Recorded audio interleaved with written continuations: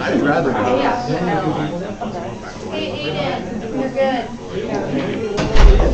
Live jazz season 2. Really? Live jazz. Oh my, I ate the best. To be completely honest. No, I'm not in Seattle. Oh, yeah. Oh wow. Wait, Brad. Did you hear what happened in D&D?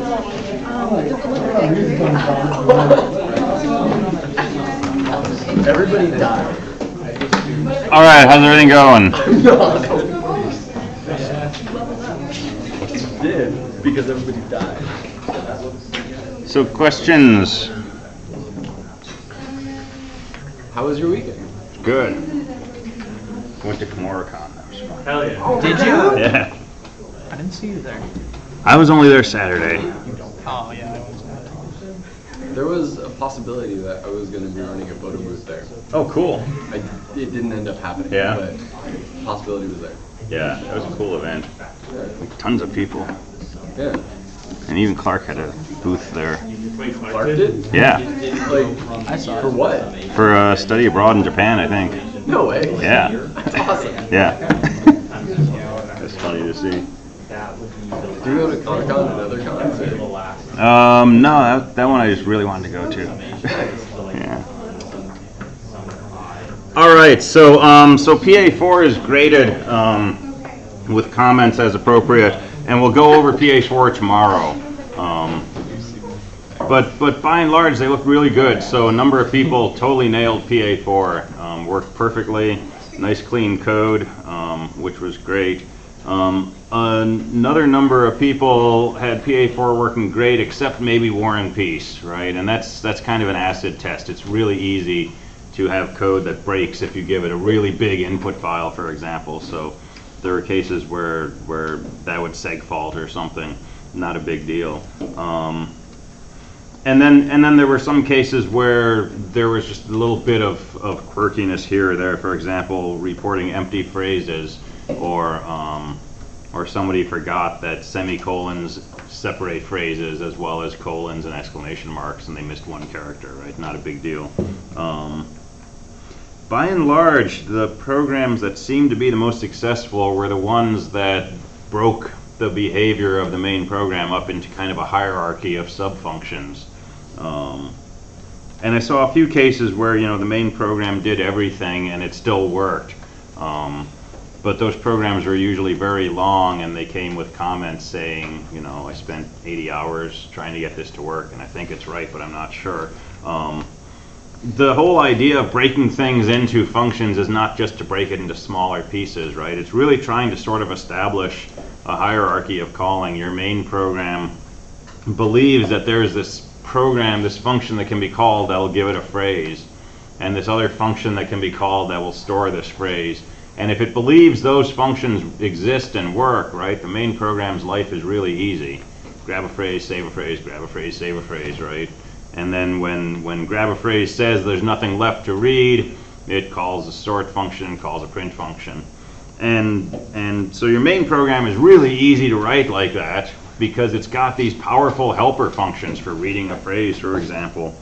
And now you have to write the read a phrase. Well, if you have this thing that tells you if a character is the start of a phrase, tells you if a character is the end of a phrase, and gets a character that's been pre-processed, uppercase, isn't a character to ignore, and so on, then your get a phrase function is really easy to write too, right?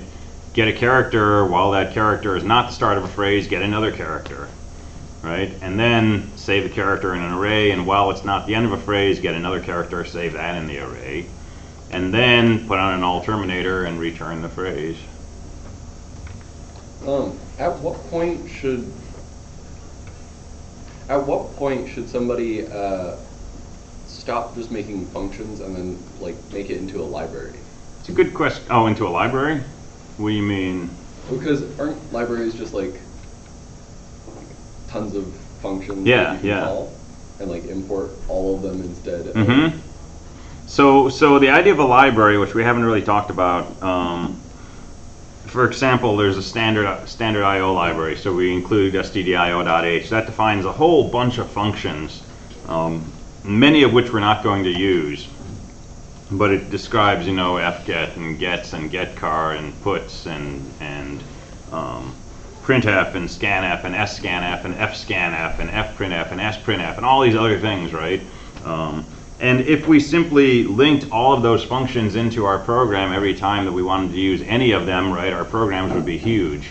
So you can put those into what's called a library, typically a .a file, and it makes them available to the linker, so that when you're trying to link your program and your main program said printf and you didn't write printf, it'll go to that library and say, is there a printf in here? And if there is, it'll pull that piece of code in. But it doesn't force all of them to be linked in, right? If we just say gcc-o star.c, every function in every one of those .c files is basically a part of your executable. So if you've got a ridiculous number, hundreds or thousands of functions, it would be nice to put them in a library. And I think you can use the AR command for that. And then something called ranlib to make it efficient to search through that. And then you can specify that as, the same way you do -lm to include the math library. You can put a switch on your GCC to point to that library. But for what we're doing, we usually just include all the files that have our functions in them. So it's primarily a function of, how many of these do you have. But if you're making a library for dealing with complex numbers, or you're making code to deal with complex numbers, and you're going to write 50 different functions for doing argument and finding the angle and magnitude and manipulating complex numbers and stuff like that, right? And you're going to put this out there for general use, you'd probably put it in a library, so that anybody who wanted to use these things wouldn't have to pull all of that stuff in. I asked because looking into my SLP, I'm seeing lots of libraries for various things that might be useful, and just thinking like, does anybody make them, and then you just pull from wherever? And yeah, pretty much. How do you know if like the library that you're taking from is like the best for what you need, or is it Good just question. How do you know it's ratings? not like toxic? Yeah, It's a good question. cool. So if you're getting it from a reputable source, and if you check the MD5 hash on the thing you downloaded to make sure that it matches what the author says it should, right, or the provider, then you believe that it's a good, safe library. But in general, we don't really know, do we? Right? How do you know the math library hasn't been corrupted? And when you say -lm, it links in a virus. Watched a video on the shell shock stuff that happened a few years ago. Yeah. And with that like string of characters in Bash. Yeah, it just yeah. ruined everything. Yeah, that was fun. That was Yeah. during 2.24 when it came out, so it was nice to talk about. Awesome. Yeah. And if you were really going to write a nasty exploit, you would do something like put it inside GCC or put it inside the math library or something, so that it kind of sits silently in your Do code. you like do that and then just upload it to like a shell? Like, Yeah. Just modify straight up the GCC for our shell. So to get it on the Linux server, you would need to have root access to be able to Right. overwrite GCC. How do But we you get that? could, well, you'd have to know the password. What is it?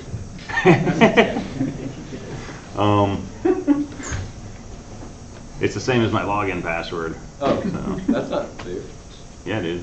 for having using the same password for multiple things. Well, it's just for those two things. I don't know if I can make it separate.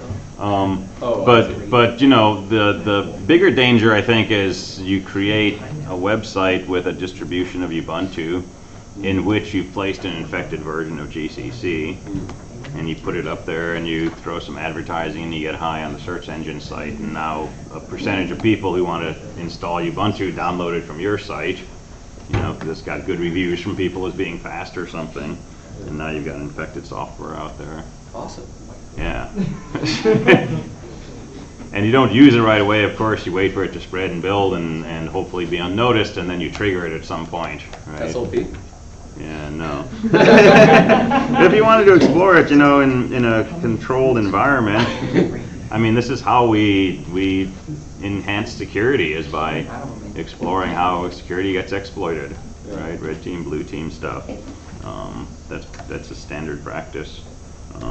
And there's, ethical hacking, and there's books on this, and there's courses on it, and it's studying, how hacking is done for the purpose of, enhancing security. So yeah, I mean, knowledge is not bad, I don't think. It's the application. But that's debatable.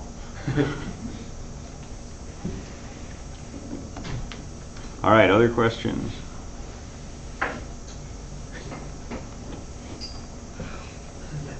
So yeah, we'll go through some sample code tomorrow for PA4.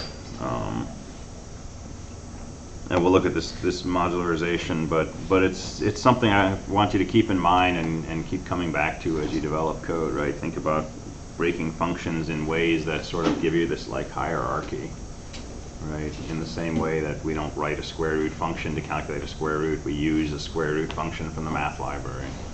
We don't write code to convert a double precision floating point number into a series of ASCII characters, we use printf for that. Right? If we had to do that ourselves, our code would be ginormous because we'd be doing this all over the place, and we'd have to write this printf function every time we wanted to output stuff. So you're writing the code yourself. Give yourself some utilities, some helper functions to make the other parts of your life easier.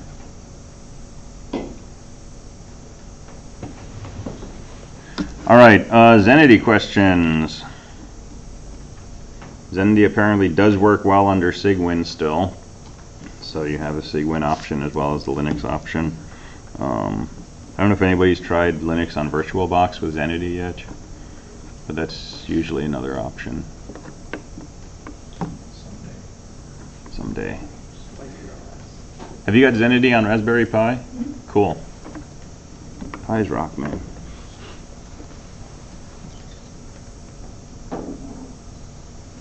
Yeah. Is that normal because content's already deleted, or is it taken out? There is no content. It's really like a black hole. Anything you put in there just disappears. Okay, so it's not taking out memory or anything. Okay. No.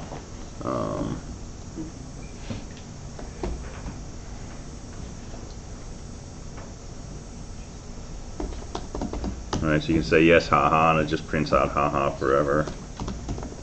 And I can throw that into dev null, and now it's just, endlessly writing output into the bit bucket, and it's just disappearing right away. So no harm. And if you try to read the contents of that file, it's always empty. It comes back with the OF right away. How do we delete information from a file within a bash script? So like in the programming assignment, it says like scan the file, and then if they already have a reservation, delete that reservation and then put in their new one. Good. How do you do that? Can we just rewrite it? Yeah, so you're probably going to want to make a new copy of the file that's missing that line. And we're going to talk about regular expressions, but one reason for talking about regular expressions is to use this utility called Grep. And Grep is basically a search program. So here's a file of names, and if I want to search for the name Flintstone in here, I can say Grep Flintstone names, and it'll show me any names containing the string Flintstone. I misspelled Fred's name.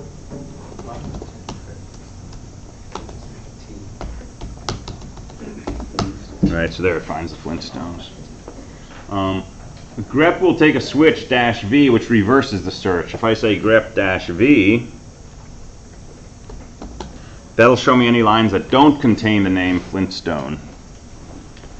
And so that gives me all my other. And so if I was making a reservation for Flintstone and I wanted to get rid of any current reservations, I could do a grep -v Flintstone, and I could put the output of that into a new file. And now I have this new file that's ready to get the new reservation added to it. And then I could copy that back to the original file names. That's one way to delete. Do you have grep report, like what line number in a file. Something was wrong. Yes. I'm gonna make a guess here. Hey, it's a grep-n.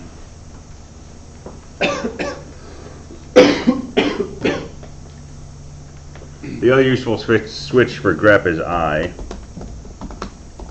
I says ignore case. You need dash. So if I do grep dash I, that'll show me anything with an uppercase, lowercase Flint.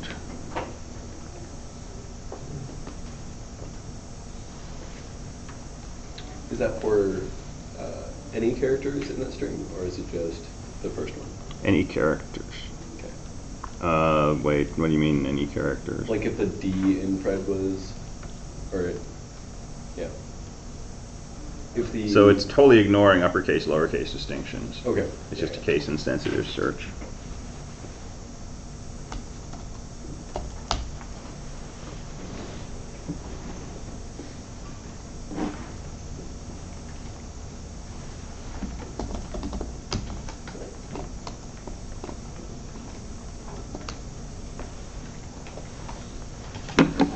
All right, so let's talk about regular expressions more. We talked about how to search with regular expressions, and we had things like anchors, which said beginning of line, end of line. We had wildcards like period. We had stars, which could say 0 or more occurrences of something. We can put things in brackets. So match either an A or a B or a C. We could put things in brackets with a caret in the front, which will match anything except the digits 0, 1, 2, 3, 4, 5, and so on. And so in VI we can search for patterns, right? So find an uppercase B and so on. But the power of regular expressions is that we can do substitutions. We can do something like specify an old pattern and say we want to replace it with some new pattern. And so, as a first example, let's suppose we want to swap the first 2 letters of each line, which is not something reasonable to do with names, but we'll go with it anyway. Let's swap the first 2 letters.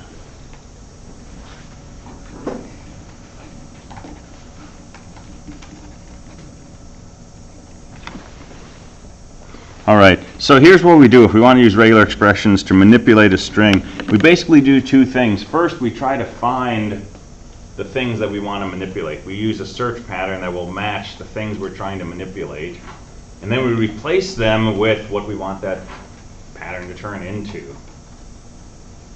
So for example, we want to swap the first 2 characters. Well, we can say, let's start at the beginning of the line. Let's find one character. Let's find a second character. And we want to replace that with basically the second character followed by the first character. Okay, so caret, dot, dot, that matches beginning of the line, first character, second character. We'd like to replace that with the thing that matched this period, followed by the thing that matched that first period.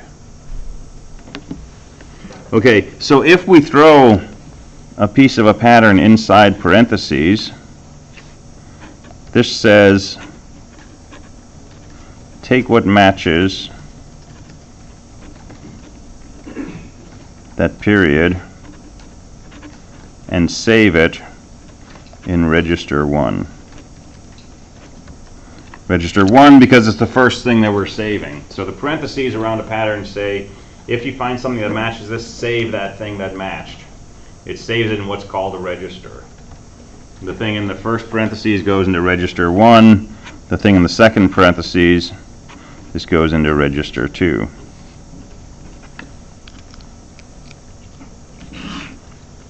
And then if we want to access the contents of a register over here, we can say backslash and the number. So if we replace this with \2, \1, this would take the first 2 characters and replace it with the second character followed by the first character. That's going to transpose the first 2 characters on the line.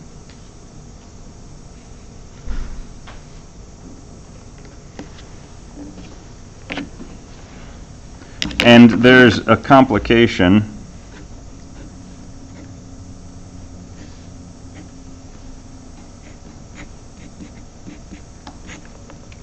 The complication is we can't just use parentheses because a parenthesis just means match a parenthesis.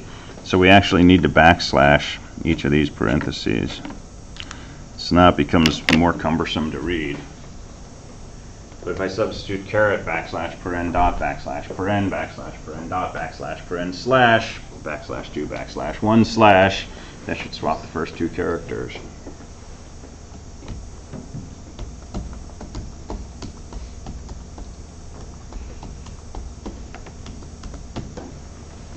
And I gotta do this on all 5 lines. There you go.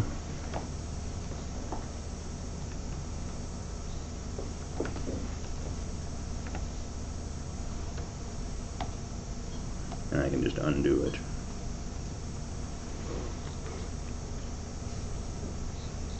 So this is what we're going to do with regular expressions, stuff like this, right? Reading these is really hard. Writing them will become more straightforward the more you do it. But let's just play around with this. Suppose I want to change each of these lines so that instead of first name, last name, it's first initial followed by last name.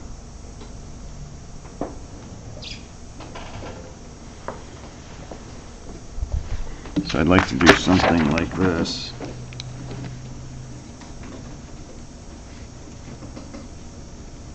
I'd like to change that to J.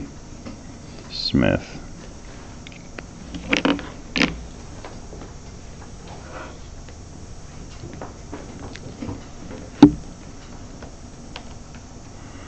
So I definitely want to match the first character and throw that into a register so I can use it down here, right?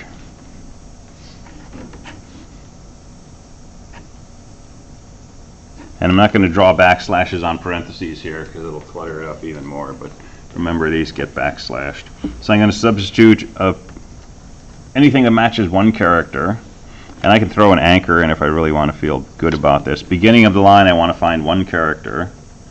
So that's going to match the J. And then I need some kind of pattern that's going to eat up the rest of this stuff.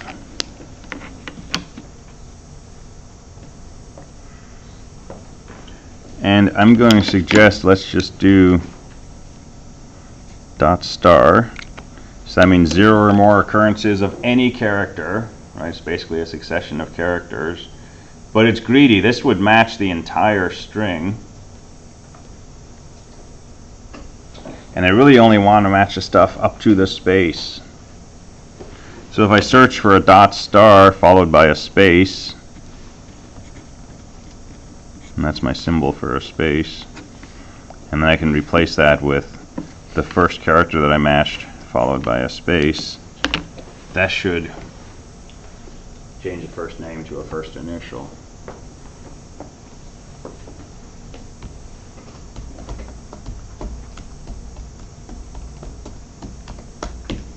Like that.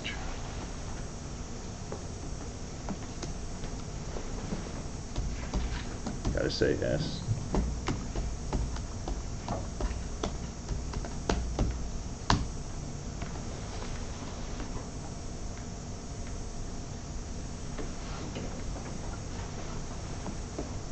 And if I want first letter followed by a period, I can just throw a period right in here and replace it with the first initial, a period, and then a space.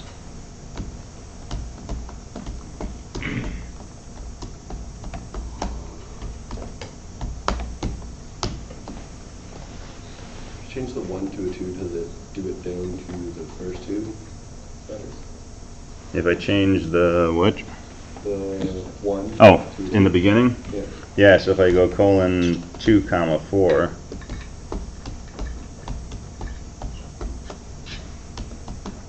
right, it'll do it on lines 2 through 4. Oh, I'm in the second one. This one? Yeah. There's nothing in register 2.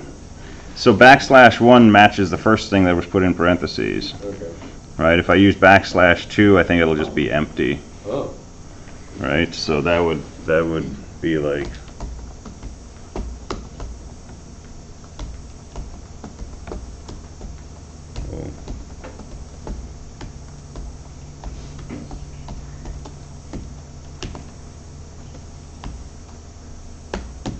All right, I think that's just going to replace the first name with a period and a space.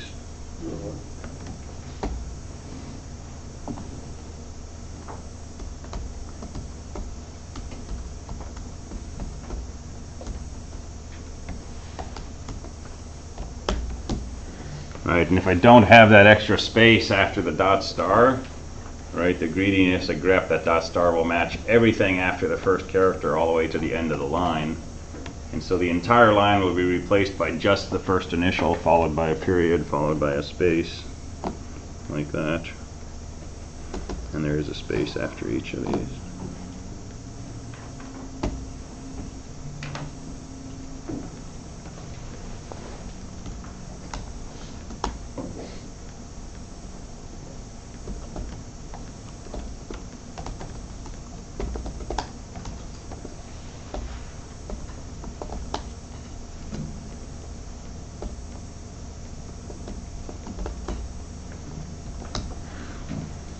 Be a name. It is now. She's very logical. So if we have middle names in here and we wanted to do the same thing, just replace this with first initial, period, last name.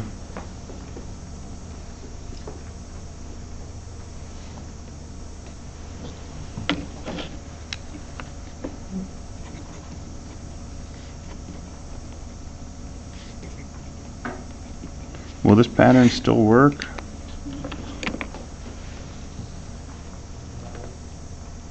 What do we think it'll do?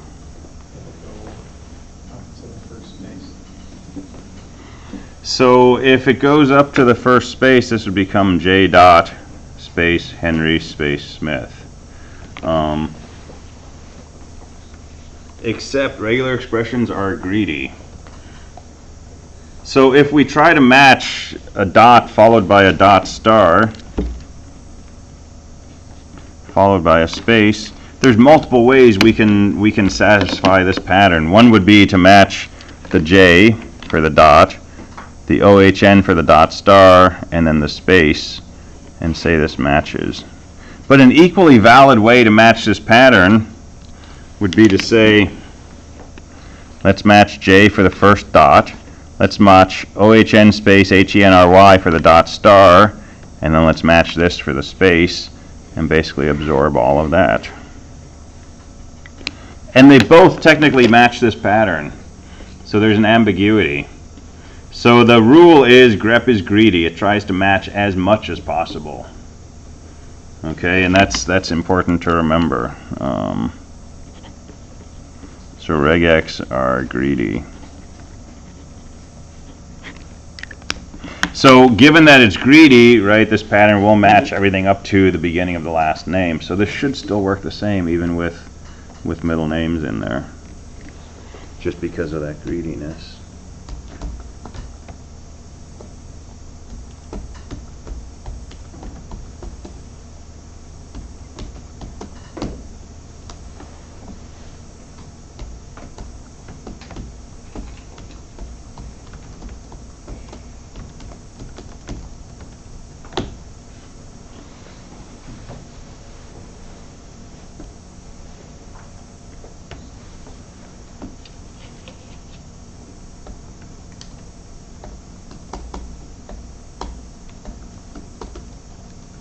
But because of that greediness, if we have spaces on the end of our names, that's going to trip us up. So in VI you can say colon set list, and it'll show you where each line ends.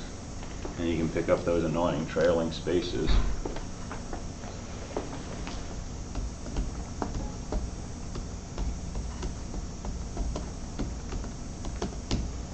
So now the same pattern as before, the dot star space will match all the way to the end of the line.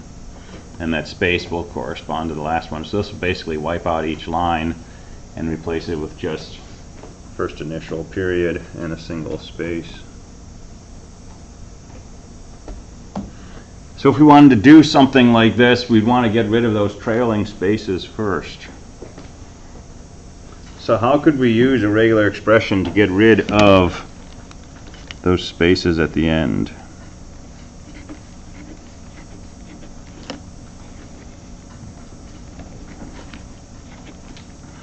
how could we craft a regex that would pick up those and replace them with nothing?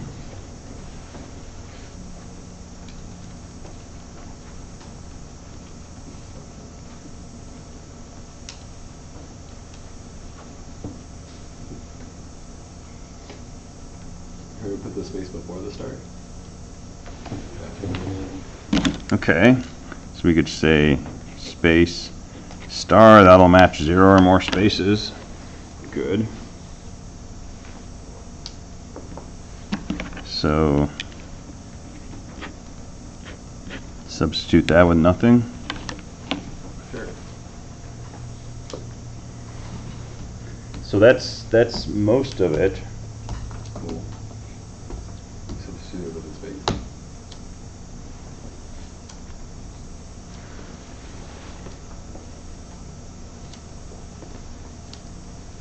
But we need something else in there. So what it did, an asterisk means 0 or more occurrences of the previous character. So this is looking for 0 or more spaces. And regex always starts with the beginning of the string and tries to satisfy the pattern. Well, if we started right here at the beginning with this G, at this point, do we find 0 or more occurrences of a space? Yeah, we find 0 occurrences of a space. So it matches sort of the beginning of the line before the G, and it replaces that with nothing, which doesn't change the line. So a small change we could make is search for at least one space, followed by 0 or more additional spaces. And that'll get us closer, but not exactly what we want, because the space in the middle of the name matched a single space followed by 0 or more spaces, in this case 0 spaces. But we only need one extra character to make this do exactly what we want.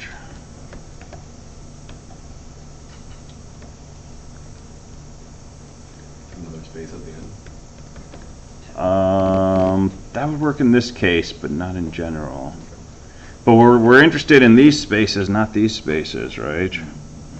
So we just need an anchor. So a collection of spaces followed by the end of the line would match that pattern. And in fact, we don't even need this extra space here. We could just say 0 or more spaces followed by the end of the line. That will match those trailing spaces.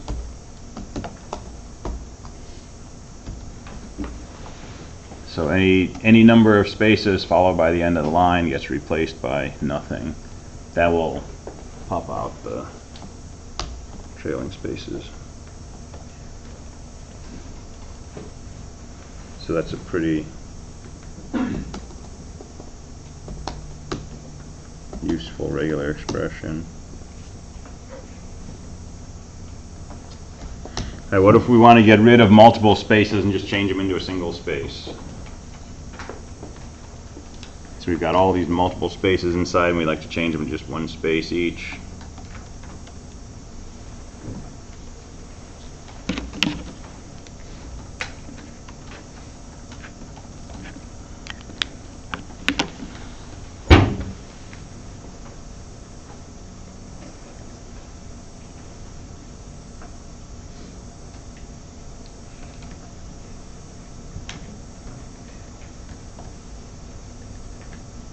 Do space star space. And then replace it with a space. Cool. So space star space gets replaced with a space.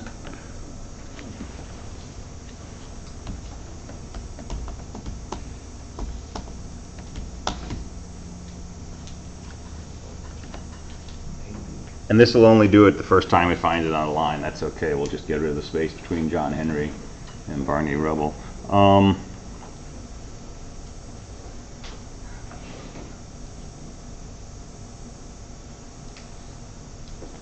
The tricky part here is space star will legitimately match 0 occurrences of a space. So at the beginning of a line, it will find a space star, but it won't match a space. Same with the O, the H, the N. The first space after John will match 0 occurrences of a space followed by a space. So I'm thinking it's only going to get rid of the first space after John and then replace that with a space. But let's see. Hey, that worked. Okay. Cool. And then would you just do that again to get rid of the second? So if we want to do this everywhere that it can be done on a line, we can use a G option at the end of the substitute. That makes it global across the line. So that does it everywhere. Perfect.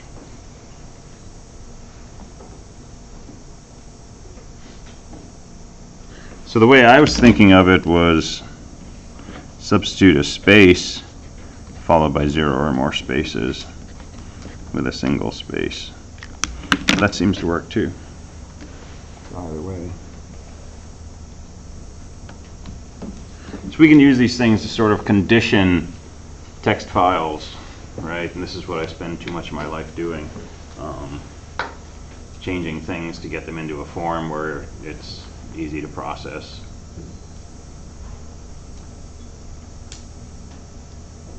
All right, so what if we wanted to change this to last name, comma, first name, and then middle name if there's a middle name present. So we want to put the last name first and then put everything else after that.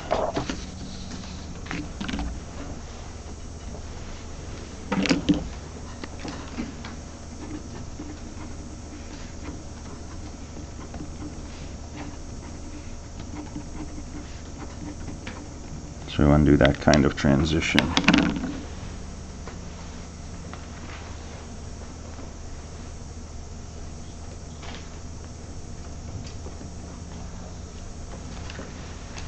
So we want to match those pieces first, throw something into registers, and then replace it with some sort of different pattern.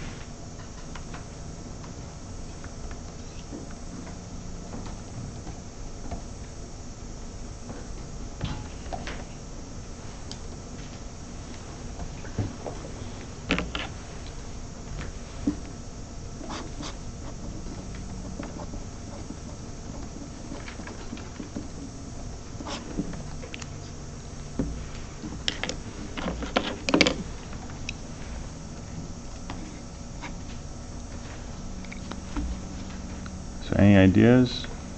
Leave dot star space and then record all of the everything after that, and that would record the last name. So let's start with the beginning of the line, match any collection of characters followed by a space, followed by any collection of characters, followed by the end of the line.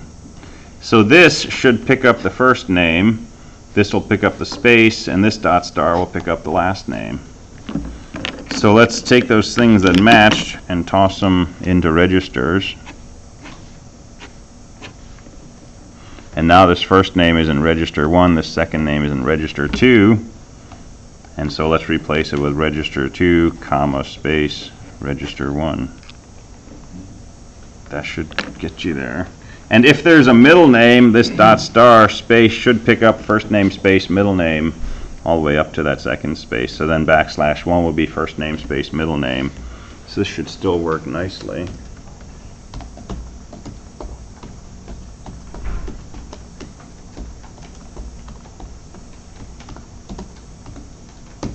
Like that.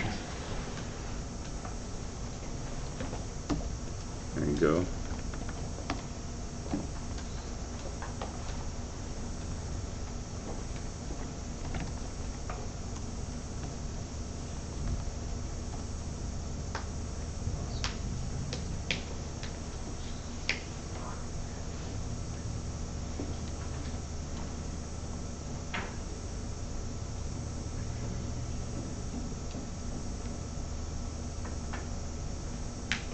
Okay, so how do I make my attendance sheets when I do attendance? Right, I can sort names, that'll sort it alphabetically. I'll put that into a file N2.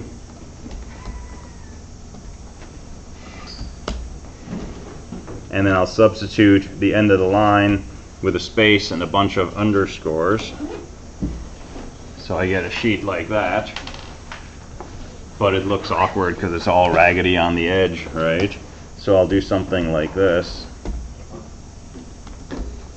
I'll go to the beginning of the line and I'll match a bunch of characters, which I'll throw in register 1, followed by a bunch of other characters, followed by the end of the line, and I'll replace that with register 1. But everything I throw in register 1 is going to be exactly that many characters long. So when I do this substitution, it makes everything right aligned. And then I can substitute the end of the line with however many underscores I want to bring this thing out to the edge. And there's my sign-in sheet. And I just print that out and go to town with it. Yeah, What? about the circles?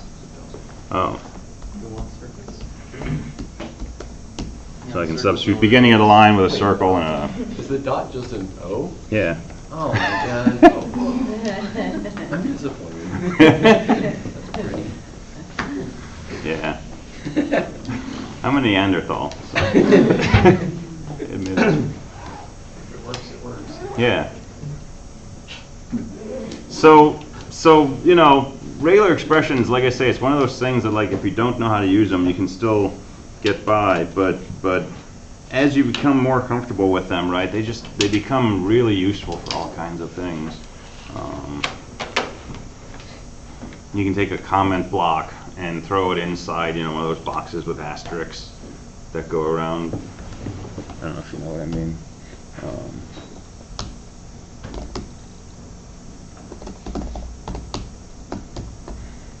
Right, so have you seen blocks like this?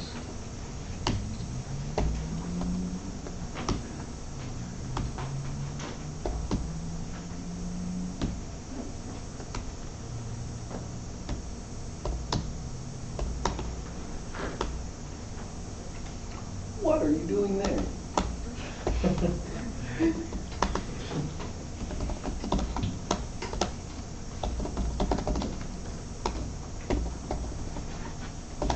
Right, but this is kind of a pain to do.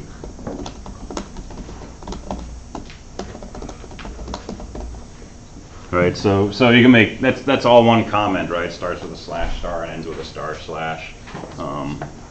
But you know, maybe you want to like center this stuff. Right. You can do all that kind of stuff with regular expressions if you like. So there's just all kinds of places where it pops up. So we're gonna play with this command called sed, and sed is a way to do these kinds of regular expression type matching and substitutions without having to go into VI.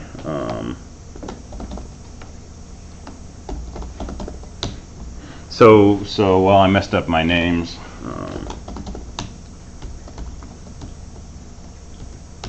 Alright, so now we got new types of names. So suppose I wanted to do the same thing, replace the first name with a first initial followed by a period in this file names. Well, I can say sed, and then I can put in the substitution command that I want. For example, substitute beginning of line, followed by anything, followed by a bunch of stuff, followed by a space, with \1 period space. And I can say, let's do that on this file called names. And it gives me the output on standard out.